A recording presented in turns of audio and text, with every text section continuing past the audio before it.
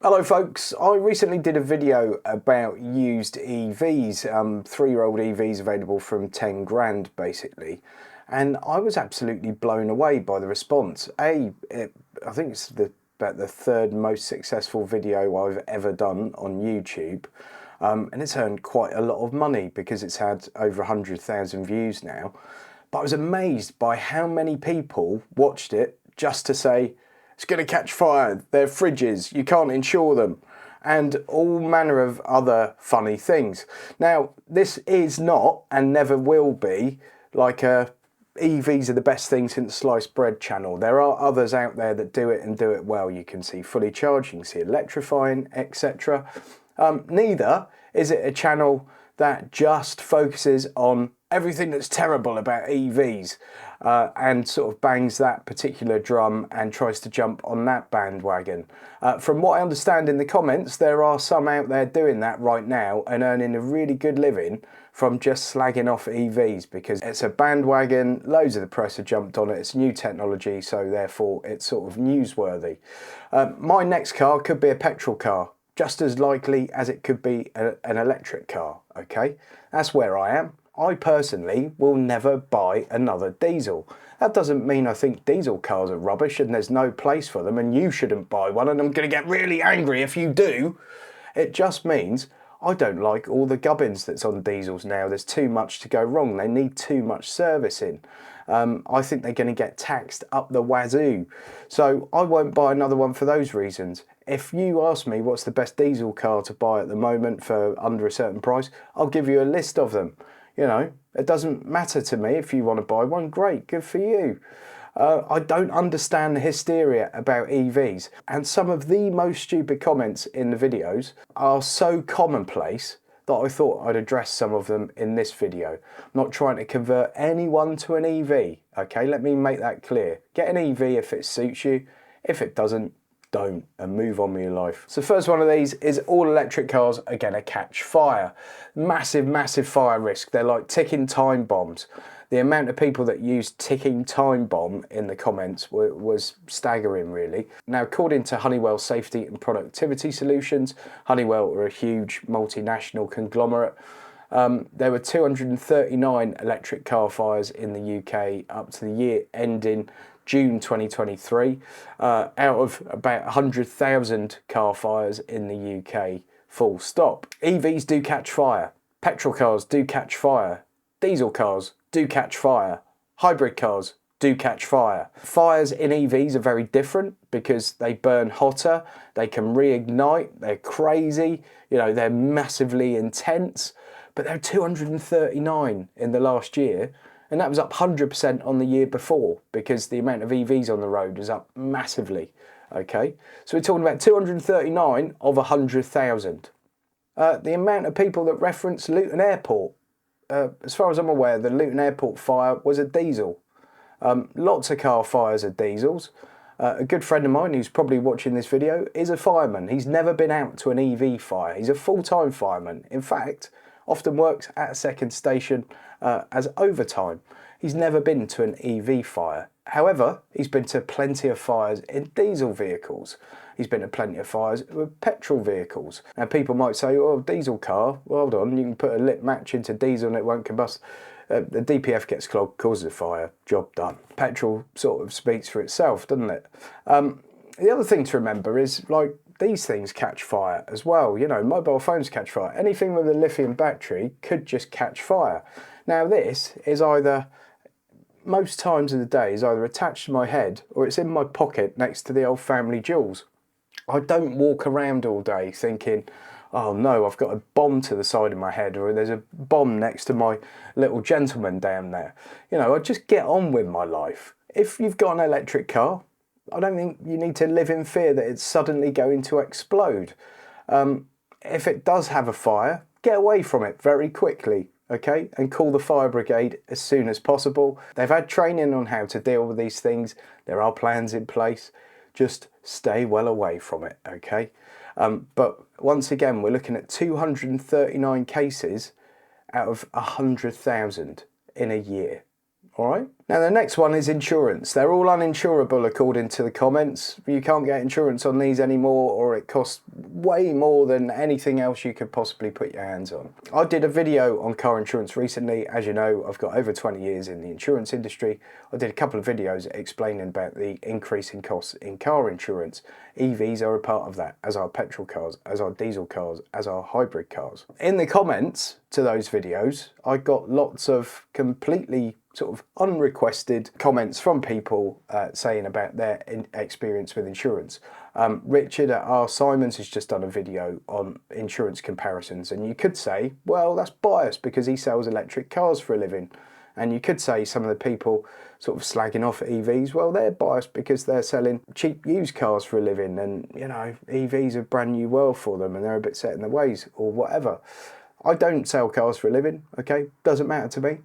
I'm just sharing my insurance experience with you, and I'm now going to share the comments from that video. This is what the viewers actually said in response. Changed my car earlier this year, went from 795 quid for a 2008 A3 to £3,000 for a 2021 A3. Just got a renewal quote today for 4,964. Absolute madness. Then said the powers that be simply don't want us to drive. I'll never understand that one, why people think people don't want us to drive, because it's one of the biggest revenue generators for the government, and the insurance company that's giving that price, well, if you don't buy insurance, they go bust. So, a little bit of a flaw in that, but the price thing I get. I'm gonna have to put my glasses on, folks. I've reached that age. I'm up for renewal. Sadly, I was getting quoted 2,000 a year a while ago, and I'm now getting quoted 11,000 on a 2012 Corsa. I went from paying £1,200 a year on this. The government needs to step in. Next one. Wow, I thought I was the only one getting ripped off. I'm paying £2.5 grand for a whole year on my 2007 Vauxhall Corsa 1.2 litre petrol. The car only cost £2,000, insurance cost me £500 more. Next one, I'm looking at a 2012 Merc, only £4,100, however the insurance £4,200. Why? I just want to drive it legally, but there's no cheap insurance. So these are the kind of comments I'm seeing. There are obviously electric examples as well. The point is, the insurance thing is affecting everyone. What's made massive news is that 1 or 2 insurers have pulled out of electric cars. I can tell you that far more insurers have pulled out of cars, all right?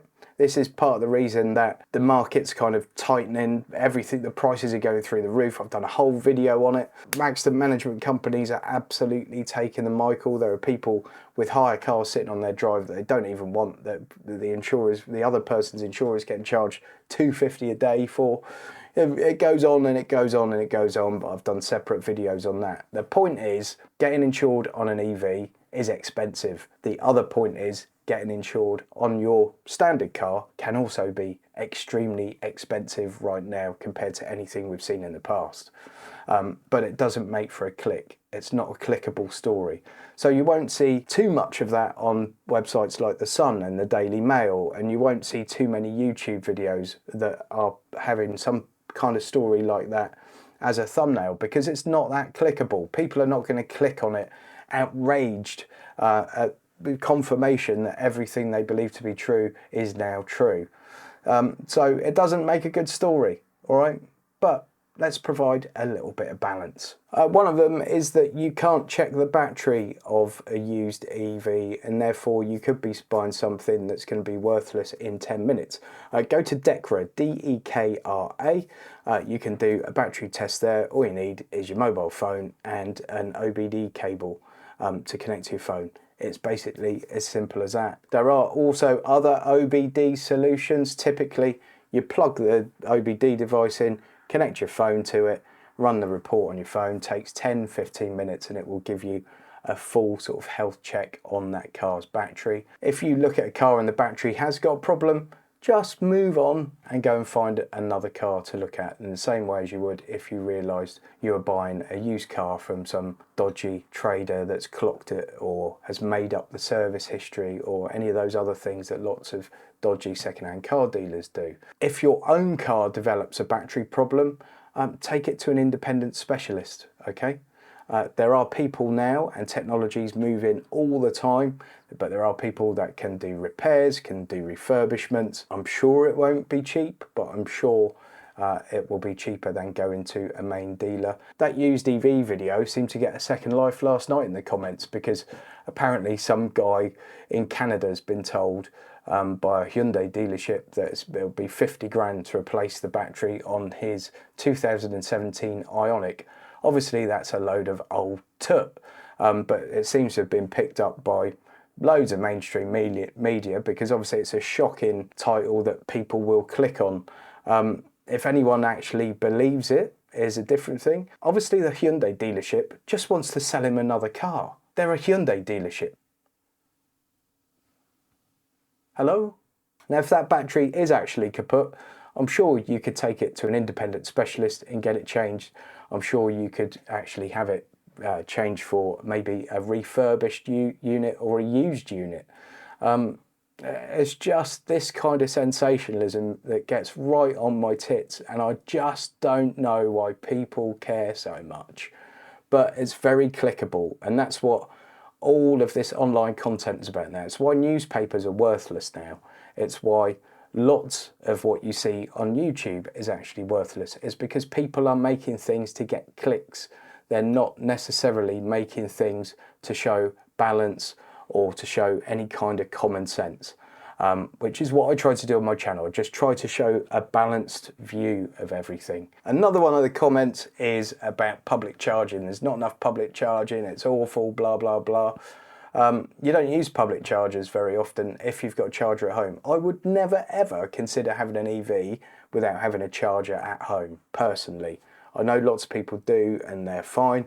I wouldn't personally, all right? Someone told me about this video where, I don't know, someone does like Land's End to John O'Groats, and it takes them 6 months or something in an EV, and they do it in a petrol or diesel, and they've done it in 12 minutes. And likewise, I've seen someone do that same thing 5 years ago or 6 years ago in a Tesla, and they did it on like one charge for 45 minutes or something. The point is, if you've got an agenda when you go to make a video, you can make whatever you want. I've done Guildford to Edinburgh in a Tesla and back with no agenda, in a long range Tesla, I have to say, with no agenda. And apart from the times we stopped to have food or drink, I think it added, from memory, 25 minutes onto the total journey. I'll put a link to that video at the end of this one. We've done that with no agenda, all right? And I just wanted to literally do it to see how it actually works in the real world, because at that time, I certainly had my reservations about how it would work. Worked brilliantly well, no issues. That makes for a not very interesting story, unfortunately, which is why that's only had a few thousand views, I guess. But that's the truth of it. And I guess the truth is sometimes not that sensational. So I guess I could make my channel one that just slates EVs, and I could probably make £1,000 a video as opposed to about 15 quid a video. I could make one that tries to convince you the earth is flat. Nothing wrong with making money with your content, by the way. It's great. You know, I write articles, I make videos for other channels, in fact. All that's done to make money. I do this to pay my mortgage. What I won't do, though, is feed you a pack of nonsense to pay my mortgage. Lots of people don't agree with my views on car leasing, but they are my honest views. There are lots of people that will tell you how many thousands of pounds I've saved them with some of my car leasing advice or some of my other advice, especially some of those people that leased a brand new EV instead of buying one, because we know all the depreciation that's happened with EVs. I said all along, it's too early a technology. Lease new, buy used. For once, probably the first time ever, I've been proved right. So making popular articles and making popular videos, and people go and click on them and read them and watch them, is all great, unless you're just putting out a load of nonsense and jumping on the bandwagon. Like, please don't do that, folks. I just personally would rather give you balanced, fair opinion rather than sensational clickbaity stuff. I'm going to put a clickbaity thumbnail on this so people actually click on it, but they probably won't because I'm not very good at that sort of stuff, to be fair. I would suggest, folks, that the same people that get incredibly upset about what someone else is driving are the same people that get incredibly upset because someone else has had a vaccine, or they get incredibly upset because you've got different political opinions to them, or they get incredibly upset because you go on a foreign holiday and they think you should stay in the UK. But there we go. I just wanted to come back with something because there's just so much nonsense in the comments. Don't get me wrong, that video's made me 500 quid or something. I've never had income from a video like that one. Nothing like that before. So it's done really well, and thanks to all those people that came on and put really daft comments on it, because it helped the video along massively. So thanks very much, but I just had to make this video because those comments just didn't sit right with me, and every time I see one of these ridiculous clickbait articles somewhere, it just leaves a bad taste in my mouth. It's just giving people it's fake news, to quote Trump himself. It is fake news, or at best, it's a very biased outlook on the news. You know, not everything about EVs is great. EVs are far from perfect. This is another one, by the way. I'll never buy an EV, I'm waiting for hydrogen. Hydrogen cars are EVs. They're powered by a hydrogen fuel cell rather than a battery, all right, at the moment. Toyota and one or two others, we believe, are working on a solution where hydrogen could power an internal combustion engine. That engine's going to have 200 and something moving parts as opposed to 12 that you get in an electric motor. So you still have to have it serviced and stuff like that, I guess. But yeah, there is potential for hydrogen to come along in a different guise. However, it uses massive amounts of electricity to produce the hydrogen. Do I think we'll all be driving EVs in 20, 30 years? I haven't got a clue. I think synthetic fuel's got a massive chance if it can be produced on a scale that means people can actually afford to buy it. I know there's a huge plant down in Peru at the moment and they're scaling things up there.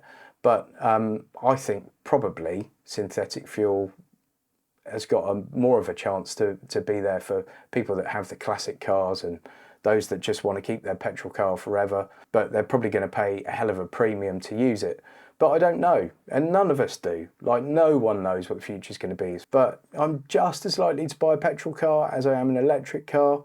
No issues with it whatsoever. I'm not trying to save the planet right now.